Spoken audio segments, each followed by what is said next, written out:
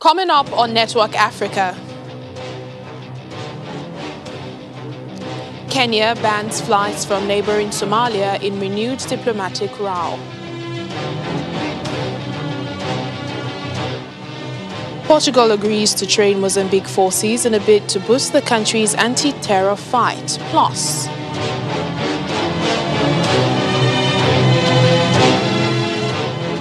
Tanzania's State House introduces COVID-19 protection measures.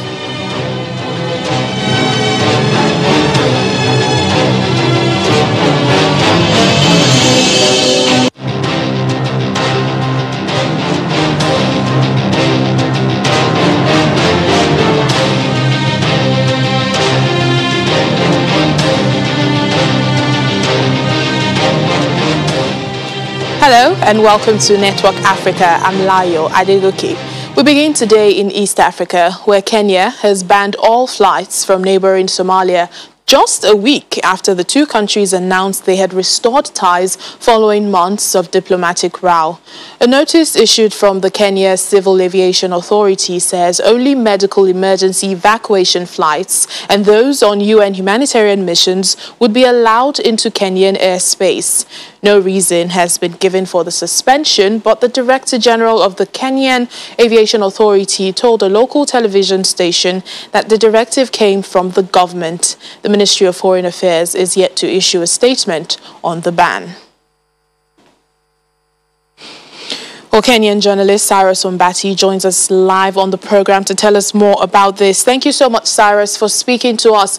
What more can you tell us about this story? Why? What is the reason for Kenya, banning flights from Somalia 1 week after restoring ties? Good evening. The ban on flights from and to Somalia from Kenya came to effect this morning, today, Tuesday, May 11th. And the authorities that issued the ban, that's the Kenya Civil Aviation Authority, never issued a clarification as to why the ban was issued. However, we learned that there was an intelligence indicating that it's a security issue that caused or forced the abrupt suspension of all flights from Somalia and to Somalia. However, it's worth to note that the tension between Kenya and Somalia has been outstanding in the last couple of 6 months. In spite of the lifting, or rather the resumption of talks that were initiated last week. The move by the Kenya Civil Aviation Authority to ban the flights from and to Somalia caught so many people off guard, and because no one expected that at this time, and it's going to run for 3 months. It means that whatever they are citing as the reason must be very credible and very threatening. We're waiting to hear more from the authorities on the same. So when the two countries temporarily restored ties, we understand that it was due to the fact that, Qatar mediated in this dispute. Are we likely to see that happen this time around? We are expecting that more talks to resume or to continue after the Qatari government intervened last week and restored the talks between Nairobi and Mogadishu. Remember, there was a special envoy sent from Doha who came to Kenya, went to Mogadishu. Then after they had finished the talks with Nairobi with the President Uhuru Kenyatta, that's when they went to Mogadishu. That Mogadishu also issued a statement saying they are restoring talks with Kenya. However, these talks had been started earlier on, around 3-4 months ago, when Kenya sent Interior Minister to Doha, Mr. Fred Matiang'i, to kind of use Doha, which has a big influence in Somalia and Kenya, to try to mediate the whole quagmire. Okay, Cyrus, just finally, just give us a feel of what Kenyans are saying about this, lingering diplomatic role between the two countries. It must have an impact on their daily lives. Well, now everyone in Nairobi, and remember, in Kenya, we have a big portion of Somalis who are living here, and then they think and feel that Somalia is their second home, in as much as they are Kenyans. So since morning, it has been a talk of town because there are so many flights that make daily trips from Mogadishu or any other parts of Somalia to Kenya, and Kenya to the same place. Apart from the military, the medical, and the emergency flights, which were not banned, all other commercial flights, including the private ones or chartered ones, were banned from flying to Kenya. Then we hear that Somalia also said they will not allow any Kenyan flight to pass through their airspace. But I don't know whether they have that capacity to detect or deny the same from flying over Somalia, because they have been relying on Kenya to run their airspace. But then many are anticipating that there will be fresh kind of impetus and a push to have the two nations talk, because they share much in common. They share a border, they share culture, they share people who are the same. You find a cousin living here, another cousin living in Somalia. So it will be difficult for, in as much as they are bickering, for the two countries to continue existing the same way they are.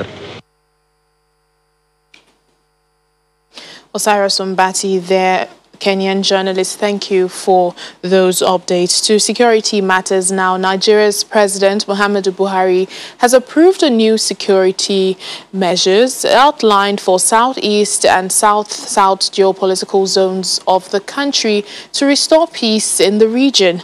The approval comes after a third Security Council meeting held in the last 2 weeks. The Inspector General of Police, Usman Al-Khali Baba, who declined to provide details, told State House correspondents that this strategy is geared towards changing the narrative. President Buhari equally approved a memo presented by the National Security Advisor, NSA, retired Major General Babagana Monguno, on the control of drugs, which he said are enablers of insecurity. The National Security Advisor, who noted that the nation is fighting unknown enemies, stated that the meeting sought to address the security challenges in the country, particularly those that have arisen in the last few months. The Security Council meeting, which has taken place 3 times within the last 11 days, has assessed the security situation in the country, particularly in the southwest and south-south, as it affects law and order, and we have some measures that has been approved by Council to take to ensure,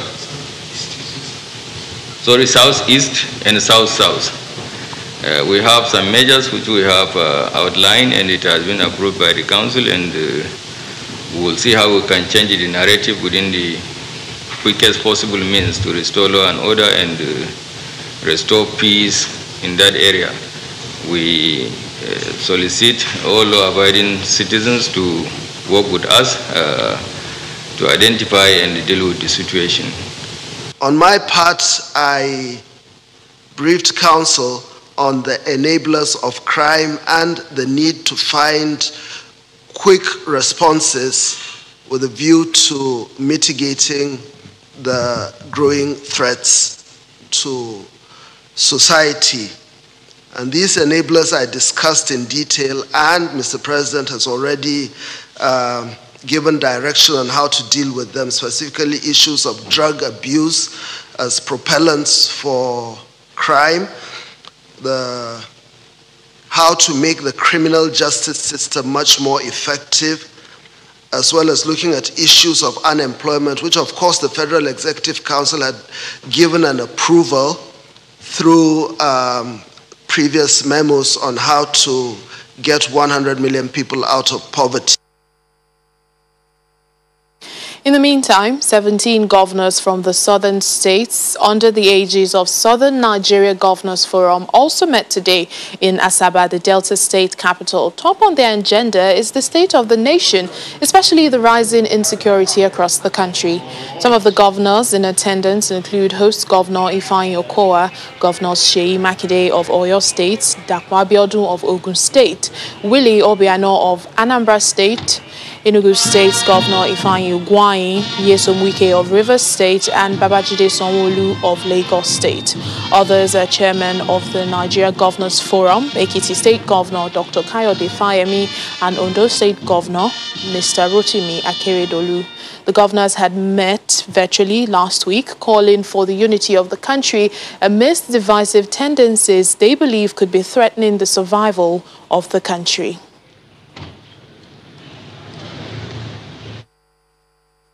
The G7 group of wealthy countries has pledged £276 million to assist millions of people affected by the Boko Haram insurgency in northeastern Nigeria. It is expected to support efforts by the UN and other agencies in helping victims of the conflict. A statement from the UK High Commission in Nigeria says Britain is leading the coordinated move by the G7 countries to provide humanitarian assistance this year. The statement also called for more efforts to ensure safe access to humanitarian workers in the northeast Nigeria, saying that communities daily suffer the consequences of war, including the estimated 1 million people inaccessible to humanitarian actors due to insecurity. Well, let's get more on this story. Security analyst David Otto joins us now. Thank you so much for joining us on the program. What do you make of this pledge from the G7 nations to donate $389 million to Boko Haram victims? Of course, the victims of Boko Haram, has been one of the major, impact which the 2 decades crisis, has exposed. And of course, this is only 20%. Remember, of the 1 billion which has been promised, specifically for the management of the humanitarian affairs. Again, the impact of the insurgency on civilians and communities has been, much felt. But remember, this is an asymmetric warfare, and Boko Haram, from my experience, has mastered the weaknesses of humanitarian operations.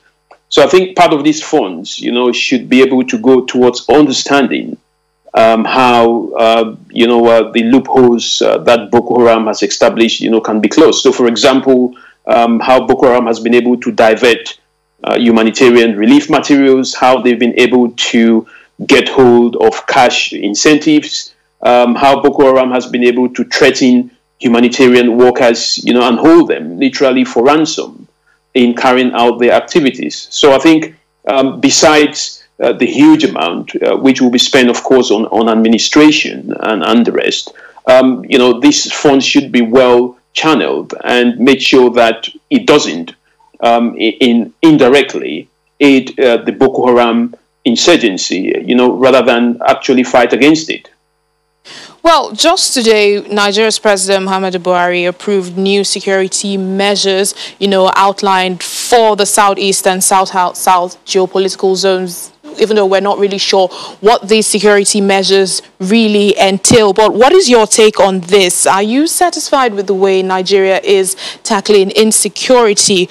What else do you think can be done to resolve this security crisis? I think these decisions are testament to the fact that, things are not moving the right direction. Nigerians are not happy with the way insecurity has exhibited in the 6 geopolitical zones. Of course, we've seen the evidence of how these incidents, have, turned the country into chaos. I think what needs to be done is multifaceted. This is not going to be a war that is going to be won exclusively by bringing in the military, or bringing in the police. There is a multi-agency responsibility here. Each and every Nigerian, institutions, including the media, have to play their own role, to ensure that they do not aid or abet the activities of insurgents or kidnappers or secessionist movements, and all that criminal elements that are working in Nigeria. One thing which I think should be done, of course, is to look into some of the challenges that the security architectures, are experiencing, the military, the police, and see how these entities can really coordinate in practice, to come up with an effective solution. The country shouldn't divide the police, or divide the military in any way or form. And another aspect, I think, is that veterans, previous military leadership should be brought in. Previous, retired police officers should be brought in, to give their ideas as to the way that the country can move forward. At this point in time, all hands must be on deck. All right, all hands must be on deck. Thank you so much, security analyst David Otto. Thank you for joining us. Thank you. Still ahead on Network Africa.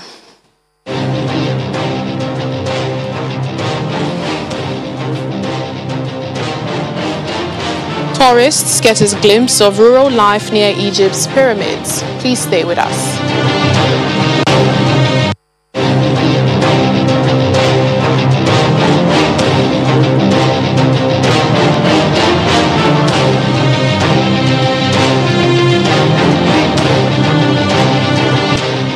Thanks for staying with us. At least 20 jihadists have been killed and 4 terrorist bases destroyed in Burkina Faso during the first week of an ongoing military operation. The Army and Air Force have been deployed in the North and Sahel regions since May the 5th. Reports say communication equipment, weapons, ammunition and vehicles have been recovered by the army. The operation, named Hune, the Fulani word for dignity, is set to continue for a month. Portugal is to train Mozambican troops in an agreement aimed at boosting ongoing fight against an Islamist insurgency in the north of the southern African nation. The agreement was signed in Lisbon on Monday by Mozambican Defense Minister Jaime Neto and his Portuguese counterpart. The training is part of a 5-year plan that will see Portugal increase its number of troops in Mozambique to 80 to train Mozambican soldiers, to share intelligence and also to help the country use drones to track the militants' movements. Officials say the European Union could also send between 200 and 300 soldiers to Mozambique on a training mission. Recent attacks by jihadists on the coastal town of Palma have led to deaths and triggered an exodus that included workers on a liquefied natural gas project led by the French oil and energy company Total. Insurgents have been carrying out intermittent attacks against some districts of Cabo Delgado province, some of them close to the border with Tanzania since last 2017.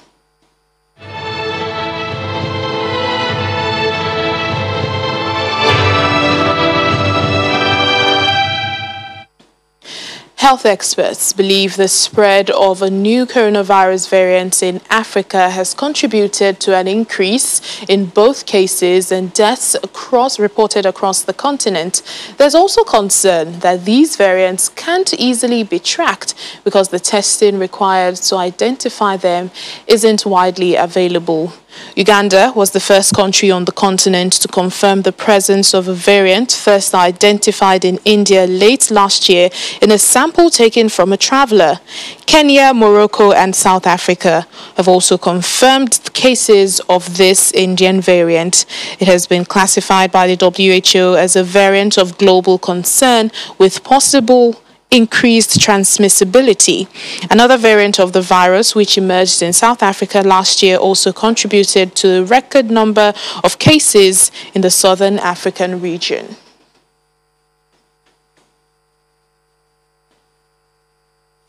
Tanzania's State House has introduced temperature checks and hand sanitization as the country is adopting the use of face masks as some of the measures to limit the spread of COVID-19.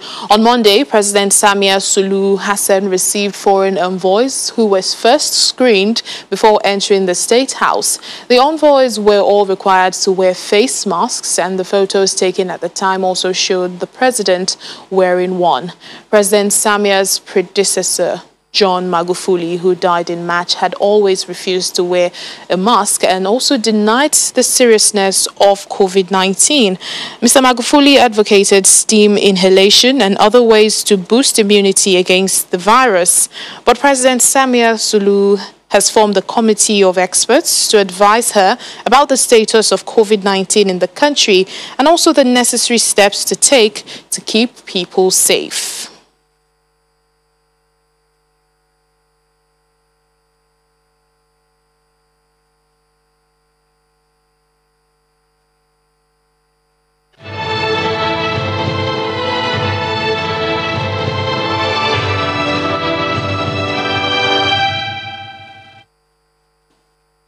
Authorities in Algeria have decreed that weekly protests will be banned if they do not get approval. In a statement, the Interior Minister accused the marchers of causing nuisance to the wider population.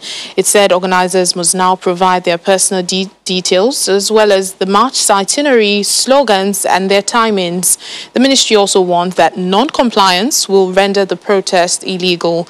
The Friday mass demonstrations began in February 2019 and toppled the long-term president Abdelaziz Bouteflika, who was seeking a fifth term in office. The marches still take place, demanding an end to corruption and a purge of the ruling elite. Lawyers representing the alleged financier of the 1994 genocide in Rwanda have requested that charges against him be dropped on the grounds that he is unfit to stand trial due to ill health. 84-year-old Félicien Kabuga was arrested a year ago in France and is detained in The Hague, awaiting trial as a UN-backed court in Tanzania. In a court document, Mr. Kabuga's lawyers argue that pursuing the case would constitute a serious breach of his rights. Once one of Rwanda's richest men, Mr. Kabuga allegedly helped create the Interahamwe Hutu militia and is accused of inciting Hutus to kill the population using the radio station he owned. Head of the Suez Canal Authority says that it plans to expand and deepen the stretch of the canal where the container ship Ever Given became stuck for 6 days back in March.